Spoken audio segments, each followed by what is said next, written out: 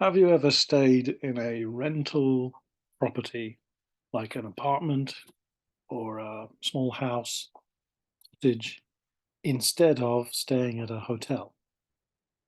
It's becoming more and more popular to do that. Uh, as I record this, the famous company Airbnb, not sure why it's called that, but that's popular. You can go on their website and rent people's houses when they're not using them, and it's an alternative way of traveling rather than staying in a hotel. There are advantages of hotels. There are advantages of apartments, renting a place. Let's look at both of them today. So the first things, I've got three advantages of renting an apartment. Like you're on a holiday, say you've got 1 week.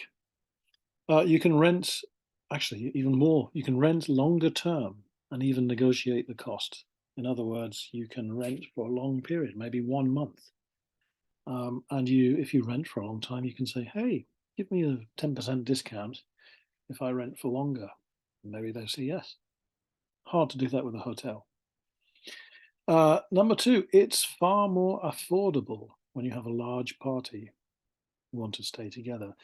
In fact, in October, I'm going to England. I'm hoping to, and I'm going to be meeting up with lots of family. We're thinking about renting a cottage somewhere so we can all stay together. There's too many of us to fit in one person's house, and it's lots of trouble when you have, like, 6 or 7 people staying at somebody's house.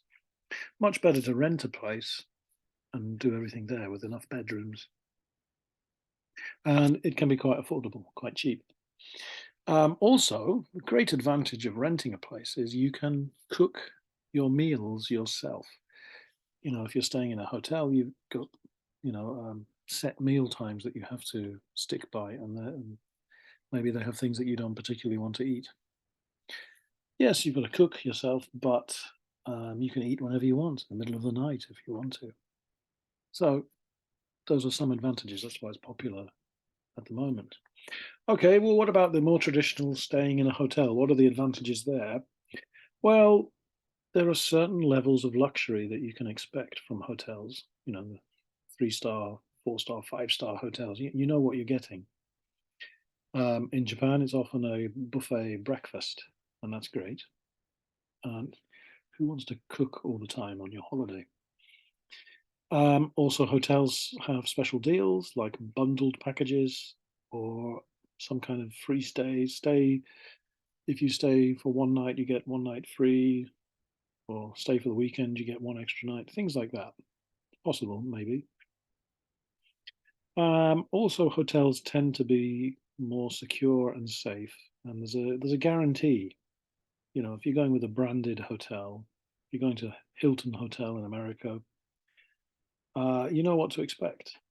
So if you're nervous about going to a new place, it can be good. What else? I think those are the main points. In my personal experience, I like staying in an apartment more generally, um, because it's more real. It feels like in a hotel, it feels stale and impersonal. But that's just me. They're different. I, I like it when somebody else cooks for me. That's true. Making my own food is not always that much fun, but um, hmm, I don't know. Let's see. I've got three questions for you to consider. Number one, have you ever stayed in a holiday rental? How was it? Number two, what's the best or worst stay you've ever had in a hotel? The best or the worst time in a hotel? And number three, what other forms of accommodation are there? What other ways can you stay someplace? Not just apartments or hotel, what else?